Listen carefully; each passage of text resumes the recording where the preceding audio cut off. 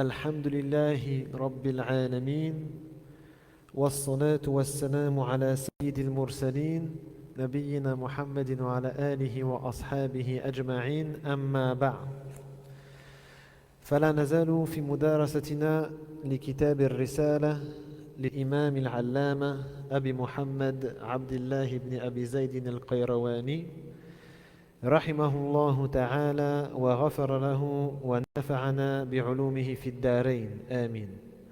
Donc on est encore dans l'étude de l'épître de l'imam, l'érudit Abu Muhammad Abdullah ibn Abi Zayd al-Qayrawani, le malikite, puisse Allah lui faire miséricorde, lui pardonner et nous faire profiter de ses connaissances dans cette vie d'ici-bas et dans l'au-delà.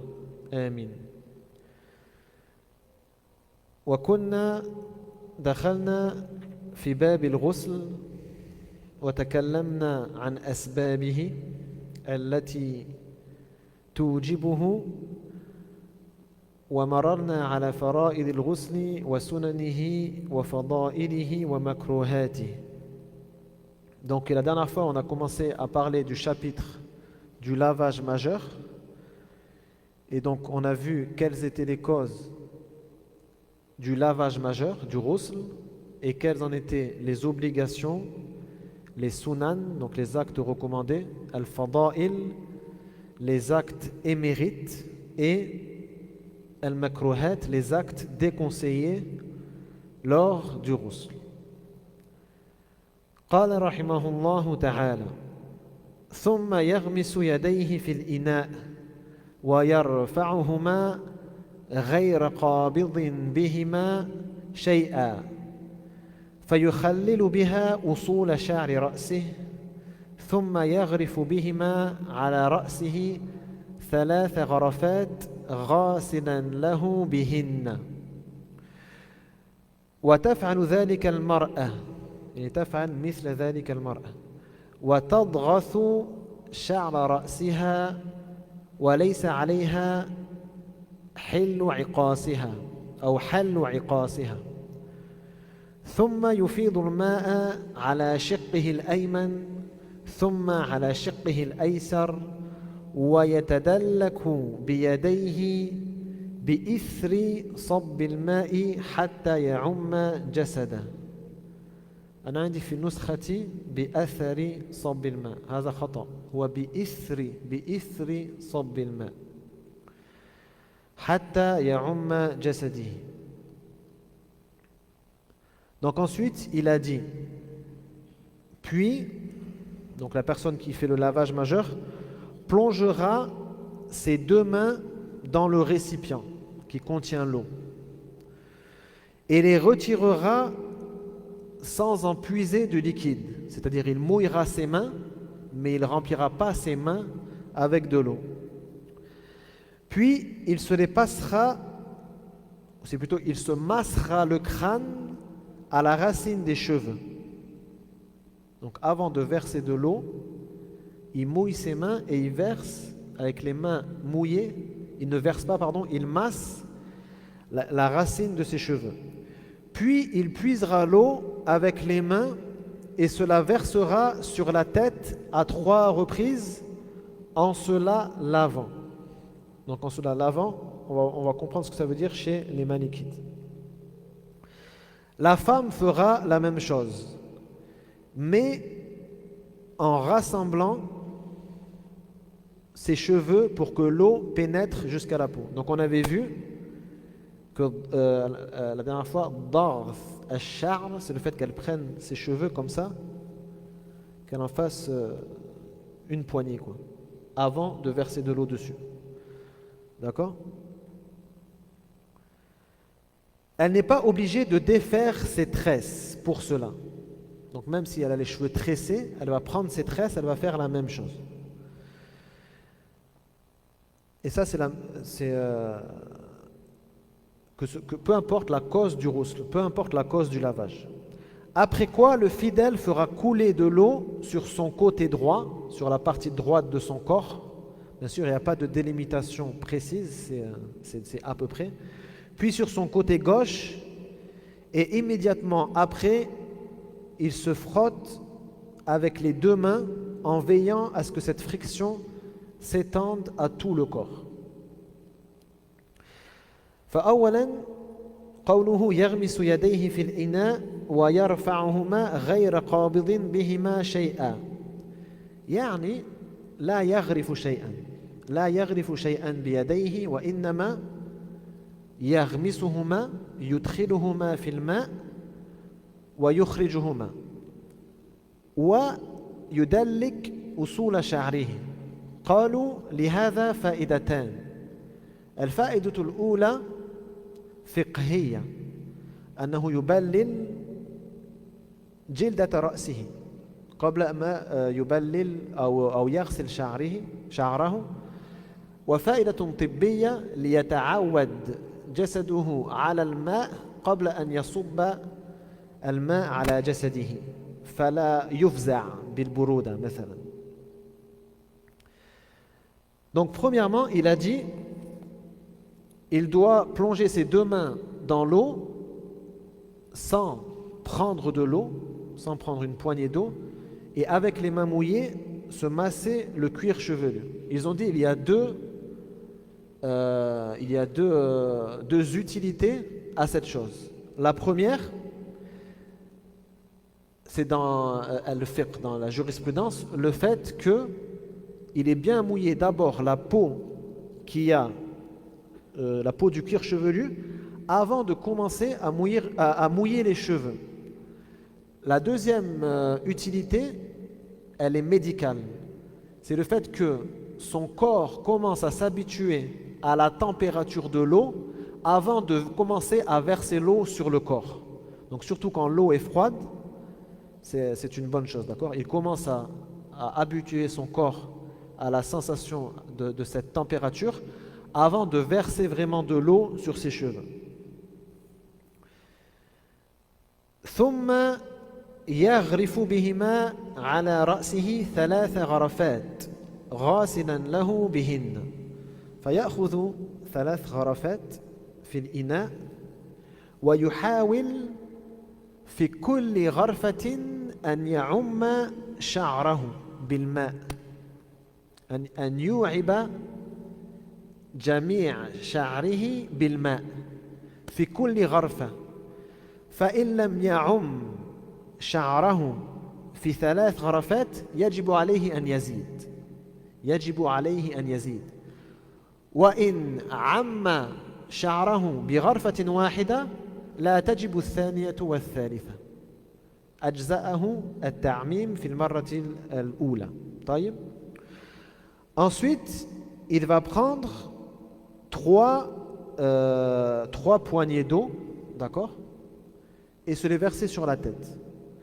Il faut qu'à chaque fois qu'il prend de l'eau pour le verser sur sa tête, il faut qu'il essaie de laver l'intégralité des cheveux, l'intégralité de tous ses cheveux, à chaque fois. Donc s'il y arrive en 3 fois, c'est la sunna, c'est bon.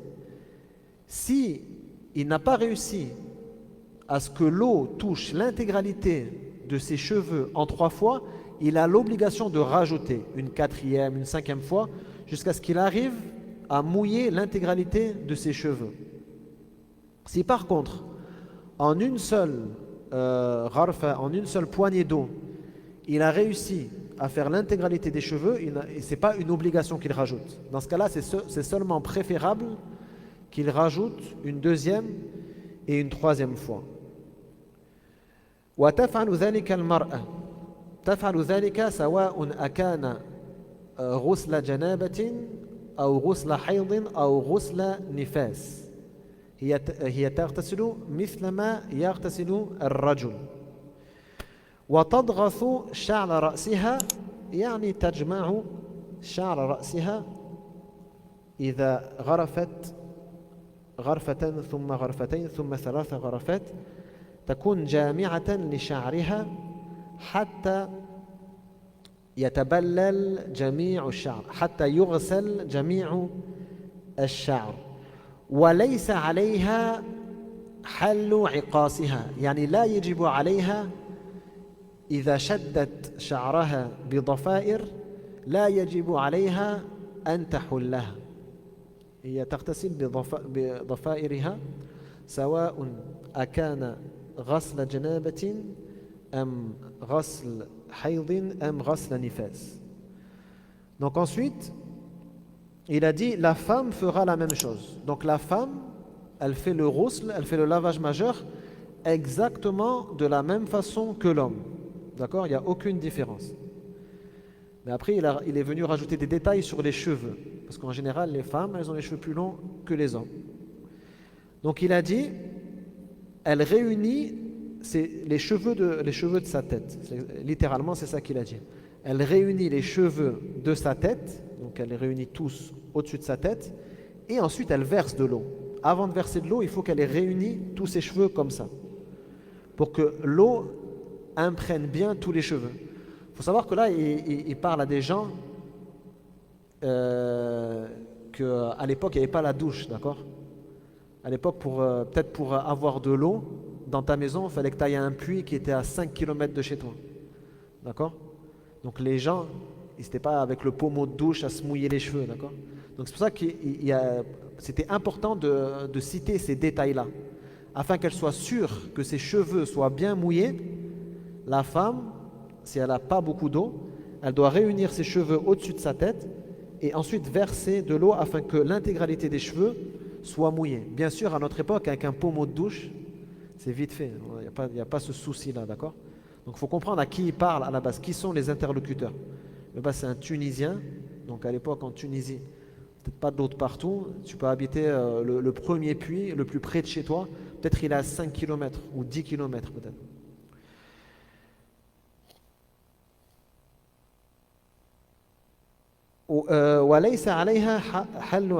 Donc elle n'a pas l'obligation de défaire ses tresses. Si elle a fait des tresses dans ses cheveux, qu'elle en ait fait une grosse ou plusieurs de différentes tailles, elle n'a pas l'obligation de les défaire pour faire le ghusl. Que ce soit le ghusl après un rapport conjugal ou après ses menstrues ou après les saignements post-accouchement, les lochis. Dans tous ces cas-là, elle n'a pas l'obligation de défaire ses tresses lorsqu'elle veut faire les grandes ablutions, le lavage majeur.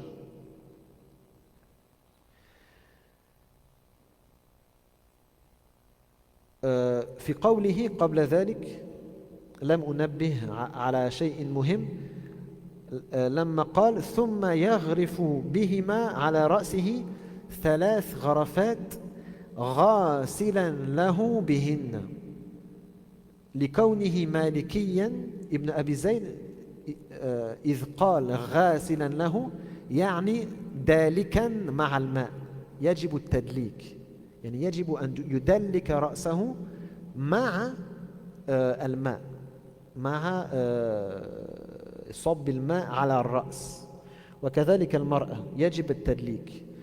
Donc il y a une chose que j'ai pas précisée mais qui est importante. Lorsqu'il se lave la tête, il doit absolument masser. Donc au début, quand il s'est humidifié les mains pour faire le cuir du chevelu, mais aussi lorsqu'il se verse 3 fois de l'eau sur la tête. Chez les malikites, s'il ne se masse pas les cheveux, s'il ne se frotte pas les cheveux, le ghusl il n'est pas valide. Chez les malikites, c'est pas dans toutes les écoles, hein. Mais chez les malikites, le ghusl il est invalide. Donc c'est une obligation. C'est pour ça que quand lui il dit ghasilan lahu bihinna, le fait de se laver la tête avec les 3 poignées d'eau, il veut dire en se frottant la tête. Il ne veut pas juste dire en se faisant couler de l'eau sur la tête.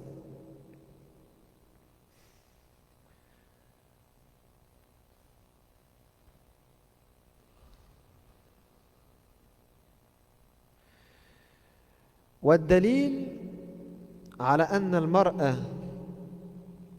لا تحل شعر رأسها أو ضفر شعرها ما رواه مسلم أن أم سلمة رضي الله عنها قالت يا رسول الله إني امرأة أشد ضفر رأسي أشد شعر رأسي تعمل ضفائر أفأنقضه لغسل الجنابة فقال لا إنما يكفيك أن تحثي على رأسك 3 حثيات ثم تفيض الماء على جسدك فتطهرين. Donc la preuve que la femme n'a pas besoin de défaire ses tresses pour le ghusl, c'est le hadith de Salama dans Sahih Muslim, où elle a dit: ô messager d'Allah, sallallahu alayhi wa sallam, je suis une femme qui tresse ses cheveux. Je fais des tresses avec mes cheveux. Dois-je défaire mes tresses lorsque je fais le lavage après un rapport conjugal? Et là, il a dit non, il te suffit de verser 3 poignées d'eau, hasayat yani gharafat, wa nafs al-ma'na. Il te suffit de verser 3 poignées d'eau sur ta tête et ensuite de verser de l'eau sur l'intégralité de ton corps afin de te purifier ou afin que tu sois purifié pour prier, quoi.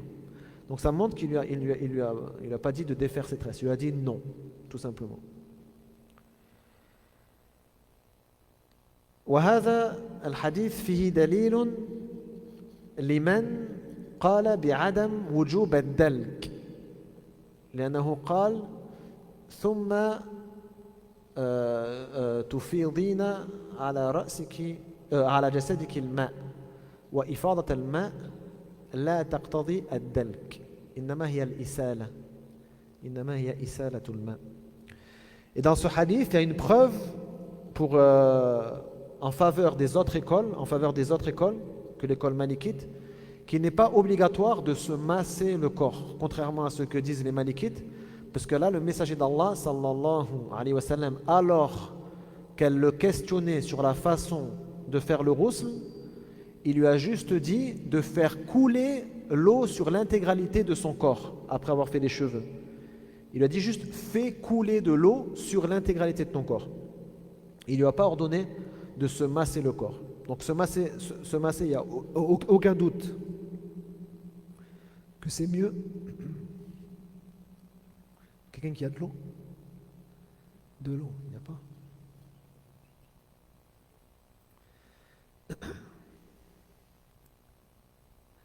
Il n'y a aucun doute que c'est mieux de se masser, mais chez les malikites, c'est une obligation. Dans les autres mazhabs, c'est juste recommandé. Jazakallah khair. Shukran jazilan. Barakallahu fik. Bismillah.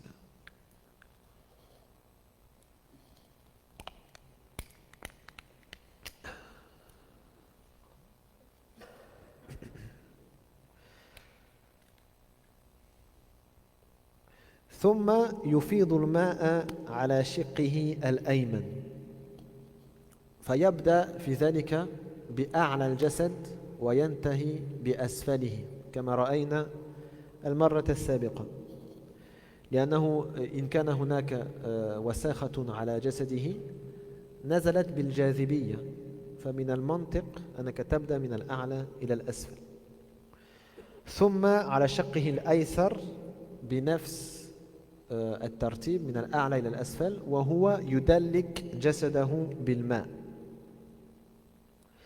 وجوبا عند المالكية استحبابا عند غيرهم. Donc ensuite, il commence par laver le côté droit de son corps parce que le messager d'Allah sallallahu alayhi wa sallam aimait commencer par la droite dans toute chose, on va dire pure, dans toute chose qui était pure, il commençait toujours par la droite. Et bien sûr, il commence par le haut du corps avant le bas du corps, comme on a vu la dernière fois, parce que s'il a une saleté sur son corps, elle va, avec la gravité, elle va descendre. Donc, c'est logique de commencer par le haut avant de faire le bas. Et donc ensuite, il fait le côté gauche. Il n'y a pas de délimitation précise entre la droite et la gauche. Il y a des gens qui vont avoir un west-west, elle est où la délimitation? Non, à la base c'est comme on peut, le faire.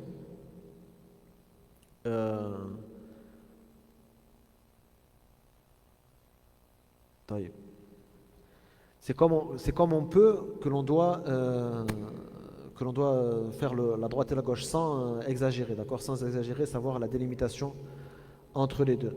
Et donc il se masse directement, il se frotte directement le corps, soit en faisant couler l'eau, soit directement après avoir fait couler l'eau.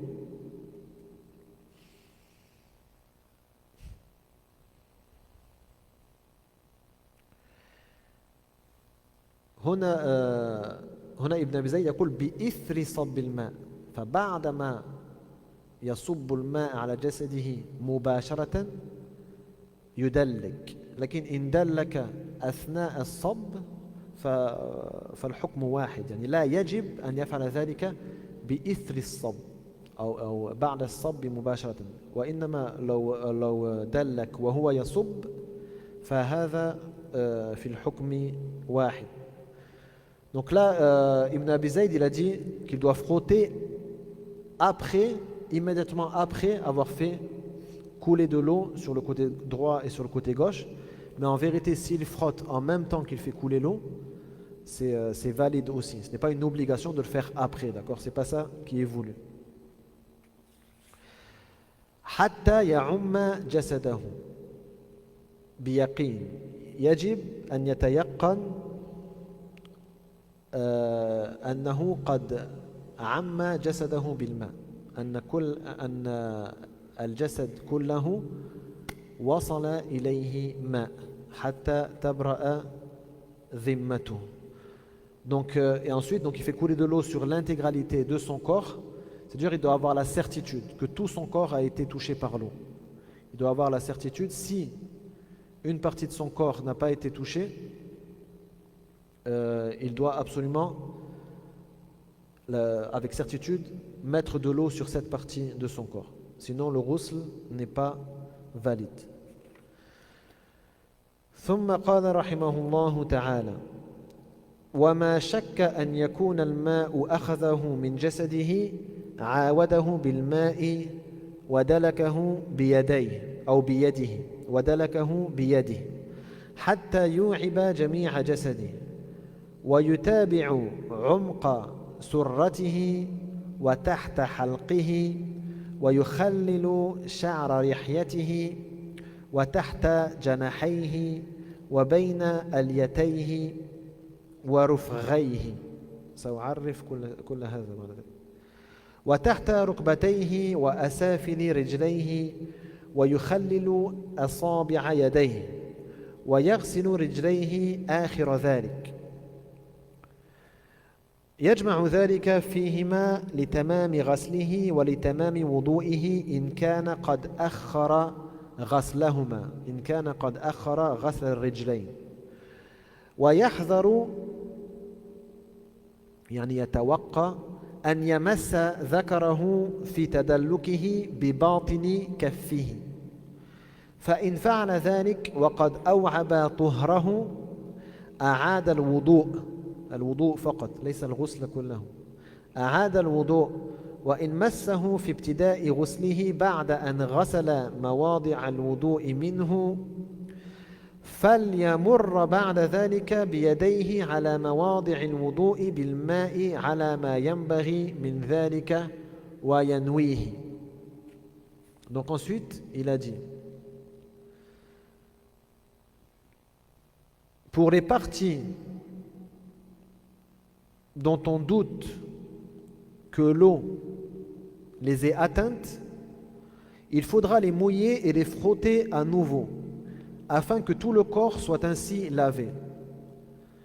Le fidèle ne négligera pas de laver et frotter le creux de son nombril, la partie sous le menton. Il se passera les doigts dans la barbe, sous les aisselles, entre les fesses, dans l'entrecuisse, c'est l'aine exactement, qui veut dire, on appelle ça l'aine en français. D'accord? Al-Rufr, c'est la région de l'aine. Sous les genoux et sur les parties inférieures des pieds. Il se lavera les doigts des deux pieds, ce qui lui permettra de parfaire à la fois la purification par le lavage majeur ainsi que l'ablution. Dans le cas où il réserve les pieds pour la fin, parce qu'on avait vu la dernière fois que quand tu fais les ablutions, quand tu intègres les ablutions, tu peux laisser les pieds pour la fin.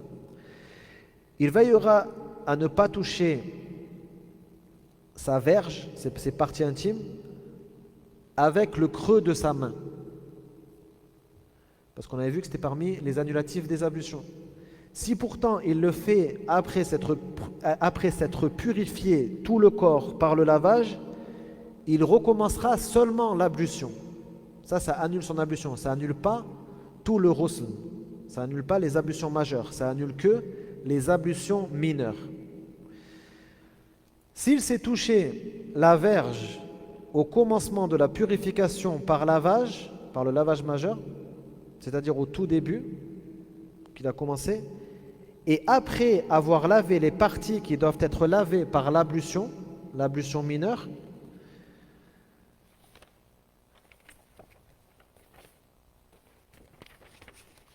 il devra se passer les mains avec de l'eau sur les dites parties, donc sur les parties des ablutions, selon les règles prescrites avec l'intention. Donc je vais expliquer ce que tout ça veut dire, Inch'Allah. أولا ما شك أن يكون الماء أخذه ما شك أن يكون الماء وصل إليه يجب عليه أن يعاوده بالماء. إن شك مثلا أن الماء وصل تحت إبطه يجب أن يعاود إبطه بالماء ويدلكه حتى يوعب جميع جسده. ويجب أن يتابع عمق سرته وتحت حلقه، هو يعني تحت ذقنه. الحلق ليس له تحت، هو الصدر بعد ذلك، هو يعني تحت ذقنه. ويخلل شعر لحيته تحت جناحيه، يعني تحت إبطيه. الجناحين يعني الإبطين. بين أليتيه يعني مقعدتيه. الألية هي المقعدة، الأليتين يعني المقعدتين. ورفغيه، الرفغ باطن الفخذ، الرفغ باطن الفخذ. وتحت ركبتيه وتحت رجليه. Donc, s'il doute que l'eau est atteinte une partie de son corps, il doit recommencer à verser de l'eau sur cette partie et frotter cette partie. Il doit faire bien attention à ce que l'eau atteigne son nombril, l'intérieur de son nombril, sous ses aisselles, ainsi que cette partie sous le menton, ainsi que toutes les parties du corps qui sont un peu cachées, au niveau de l'aine, d'accord, au niveau de l'aine, sous les genoux, etc. Toutes les parties du corps qui sont un peu creuses et un peu cachées. ويغسل رجليه آخر ذلك. يغسل رجليه آخر ذلك إن كان قد أدخل الوضوء في الغسل ولم يغسل الرجلين أثناء الوضوء ونوى أن يؤخرهما وإلا لا يجب ذلك. Donc ensuite il dit qu'il retarde, qu'il nettoie les pieds à la fin. Il veut dire si il a intégré les ablutions mineures dans les ablutions majeures et qu'il n'a pas fait les pieds au moment où il a fait les ablutions mineures. D'accord? On avait vu la dernière fois qu'il a le choix. S'il veut, il intègre les ablutions mineures. S'il veut, il fait juste les ablutions majeures et ceci est valide et il n'aura pas besoin de faire les ablutions mineures avant de faire la prière.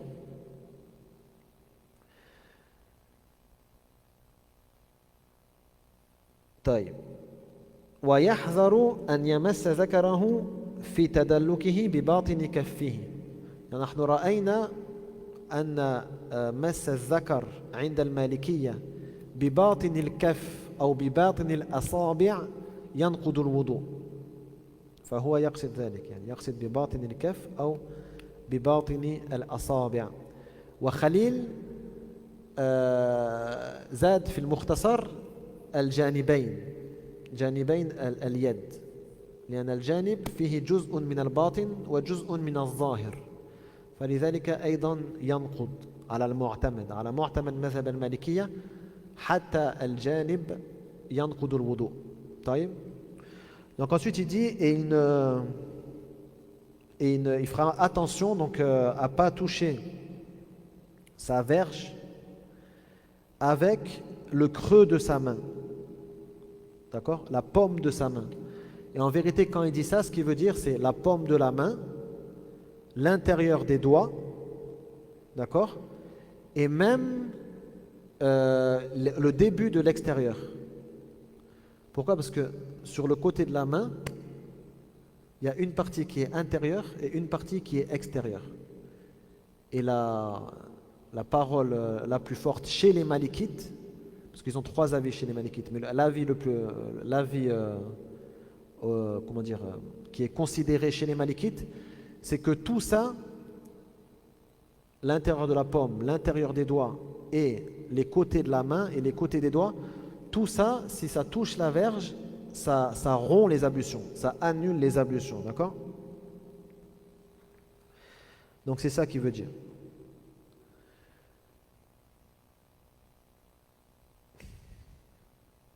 طيب لو مس ذكره بباطن كفه أو باطن أصابعه أو جوانب كفه بعد أن توضأ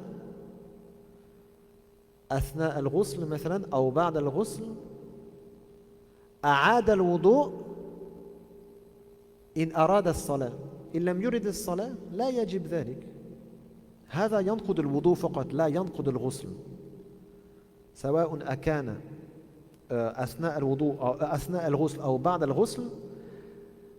مس ذكره بباطن الكف أو باطن الأصابع أو جوانب الكف والأصابع، كل ذلك ينقض الوضوء فقط، فلا يجب عليه أن يعيد الغسل، يعيد الوضوء فقط.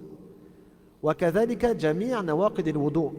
فمثلا إن أحدث ريحا، هو مثلا بدأ الغسل، غسل الأذى ثم توضأ ثم بدأ يغسل جسده فأحدث ريحا أثناء غسل الجسد، هذا لا يبطل الغسل، هذا يبطل الوضوء فقط. فإن أراد الصلاة بعد الغسل يجب عليه أن يعيد الوضوء فقط، لا يجب عليه أن يعيد الغسل. Donc si par exemple il a fait les ablutions au début, quand il a commencé, il s'est lavé les parties intimes, ensuite il a commencé à faire les ablutions et puis ensuite il a fait le ghusl, le lavage majeur. Quand il était en train de faire son ghusl, il a touché ses parties intimes avec l'intérieur de la main, de la paume de la main ou des doigts ou les côtés, d'accord? Et donc il a rompu ses ablutions. Il n'a pas rompu le ghusl, il n'a pas annulé le ghusl, il n'a pas invalidé le lavage majeur. Donc que doit-il faire? S'il veut prier après avoir fait le ghusl, il devra juste refaire les ablutions. S'il ne veut pas prier, il n'a rien à faire. Il finit son ghusl comme il était en train de faire. Et c'est tout. Après, s'il veut aller dormir, il peut aller dormir, il fait ce qu'il veut. S'il veut prier, il doit refaire juste les ablutions mineures, c'est tout. Et il en est de même pour tout ce qui annule les ablutions mineures. Par exemple, comme je viens d'expliquer, il a commencé son ghusl en intégrant les ablutions, il a commencé à faire les ablutions, et après il est en train de laver son corps. Et en fait là, il a un gaz. Donc les gaz, ça annule les ablutions mineures.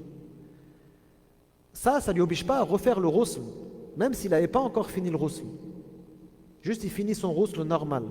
Mais il sera obligé de refaire les ablutions, parce qu'il les avait intégrées dedans. D'accord? Parce qu'il les avait intégrées dedans. Donc qu'il fasse un annulatif des ablutions pendant son ghusl ou après le ghusl, ça n'annule que les ablutions. Par contre, une chose importante, si il était en train de faire le ghusl, d'accord, donc il a fait les ablutions, après il a commencé à mettre de l'eau sur l'intégralité de son corps, en vérité, il n'a pas besoin de remettre de l'eau sur les endroits des ablutions quand il fait l'intégralité du corps, parce qu'il a déjà fait, d'accord. Là, il va être obligé de le faire par contre. Il va être obligé de le faire. Donc si, par exemple, il a fait les ablutions, il a commencé à se laver le corps, il a touché ses parties intimes.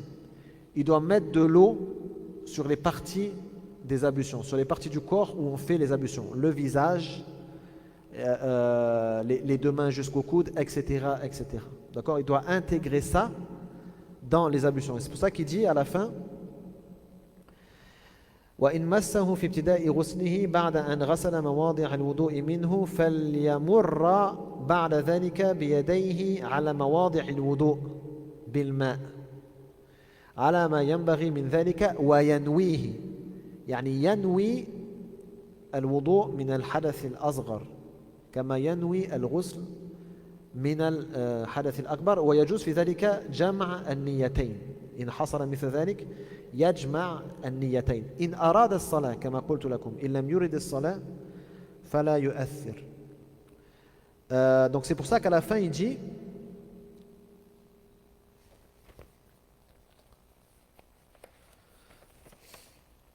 et s'il a touché la verge au commencement de la purification par lavage et après avoir lavé les parties qui doivent être lavées par l'ablution, il devra se passer les mains avec de l'eau sur les dites parties, donc sur les parties sur lesquelles on fait les ablutions.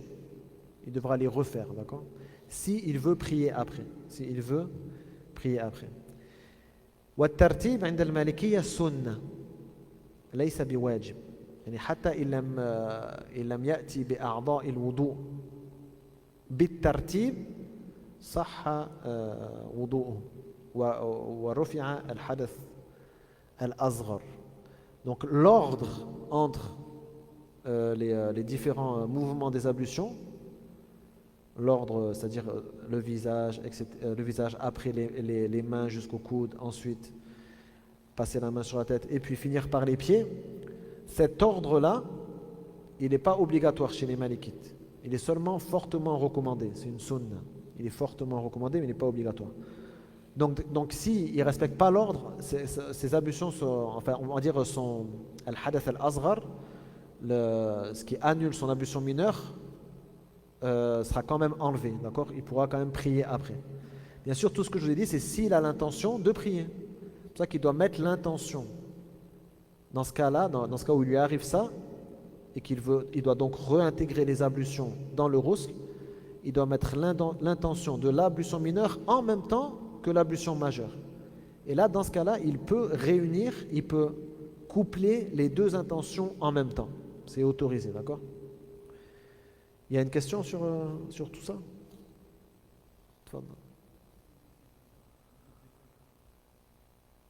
Madame? Donc ما حكم مس الذكر عند المدارس الأخرى أو المذاهب الأخرى. عند الشافعية أيضا ناقض للوضوء وأيضا بباطن اليد عند الشافعي واستدل على ذلك بحديث أبي هريرة رضي الله عنه من أفاض بيده إلى فرجه فقد وجب عليه الوضوء. فالشافعي قال أفاض يعني بباطن الكف، أما بظاهر الكف لا يسمى إفاضة. عند الحنفية لا ينقض الوضوء ومستدل بأدلة منها من سأل رسول الله صلى الله عليه وسلم عن مس الذكر فقال إنما هو بضعة منك، إنما هو جزء منك. إنما هو بضعة منك يعني لماذا تتوضأ يعني. فعند الحنفية لا ينقض الوضوء. نعم. Donc la question c'était par rapport à les autres écoles, quel est leur avis concernant le fait de toucher les parties intimes. Est-ce que ça rompt les ablutions ou pas? Est-ce que ça annule les ablutions ou pas? Chez les Shafi'ites, ça annule les ablutions aussi. Et c'est pareil, ça annule les ablutions si c'est avec l'intérieur de la main. Et donc, l'imam al-Shafi'i, il avait pris comme argument un hadith que Abu Huraira rapporte, dans lequel le messager d'Allah sallallahu alayhi wa sallam dit: Man afada biyadihi ila farjihi faqad wajaba alayhi al-wudu. Donc celui qui va vers ses parties intimes avec sa main, afada, avec sa main vers ses parties intimes, il lui est obligatoire de faire les ablutions. Et donc afada en arabe, donc l'imam Shafi'i il explique ça, il dit afada en arabe, on ne peut pas le dire si par exemple il ne fait pas exprès de le toucher par exemple avec l'extérieur de la main ou quoi, c'est avec l'intérieur de la main.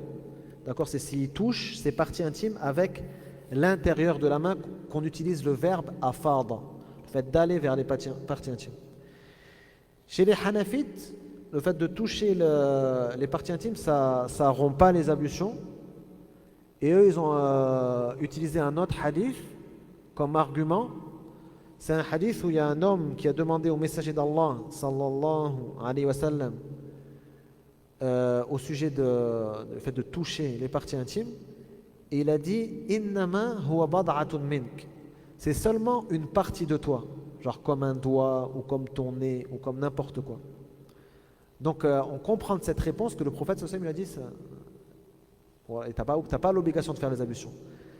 Les autres écoles, qu'est-ce qu'ils ont répondu? Ils ont répondu: ça c'est dans le cas où c'est avec l'extérieur de la main, si tu le fais pas exprès. Parce que la question impliquait qu'il ne fait pas exprès, d'accord? Il ne fait pas exprès et donc c'est sûrement genre en mettant ses vêtements ou quoi qu'il va toucher comme ça sans faire exprès avec l'extérieur de la main. Mais les autres preuves, il y a plusieurs hadiths, il n'y a pas que le hadith de Abu Huraira. Elles impliquent, il y a un hadith où le messager d'Allah sallallahu alayhi wa sallam il dit: Man massa zakarahu falyatawadda. Celui qui touche sa verge alors qu'il fasse ses ablutions. C'est un autre hadith que celui de Abu Huraira. Donc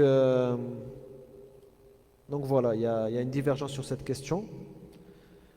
Allahu a'lam bis-sawab. Non. Et une autre question? Ah.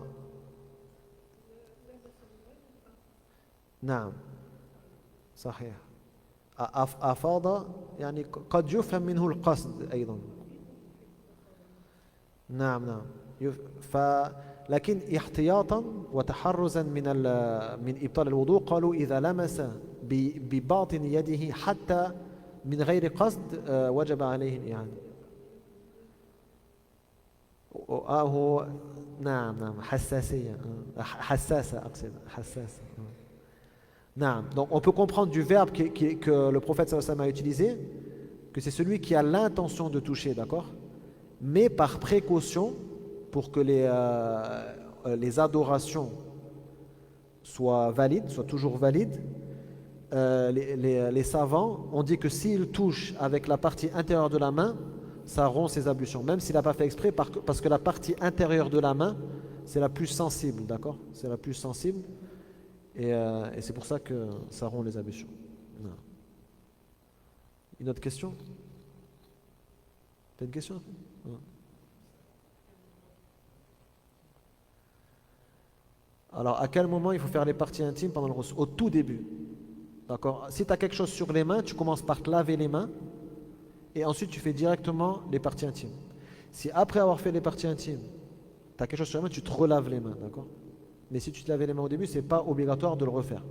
Sauf si tu as les mains aussi qui ont été salies par quelque chose.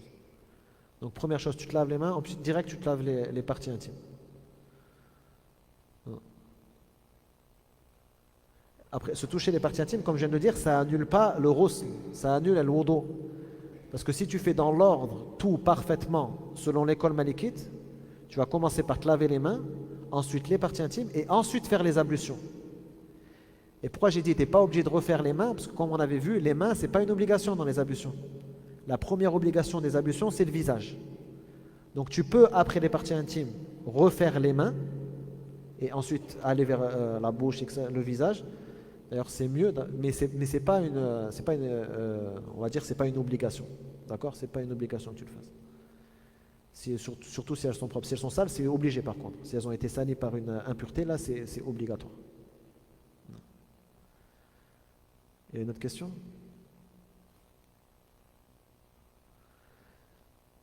سبحانك اللهم وبحمدك أشهد أن لا إله إلا أنت أستغفرك وأتوب إليك اللهم علمنا ما ينفعنا وانفعنا بما علمتنا وزدنا علما اللهم آتنا في الدنيا حسنة وفي الآخرة حسنة وقنا عذاب النار اللهم نج إخواننا وأخواتنا في فلسطين اللهم نج إخواننا وأخواتنا في فلسطين اللهم نج إخواننا وأخواتنا المستضعفين في فلسطين وفي كل مكان اللهم ارحم موتاهم وداو جرحاهم واشف مرضاهم اللهم أطعمهم واسقهم وانصرهم يا رب العالمين اللهم تقبل شهداءهم اللهم احفظ أولادهم ونساءهم والكبار والعجائز وصل وسلم على نبينا محمد وعلى آله وصحبه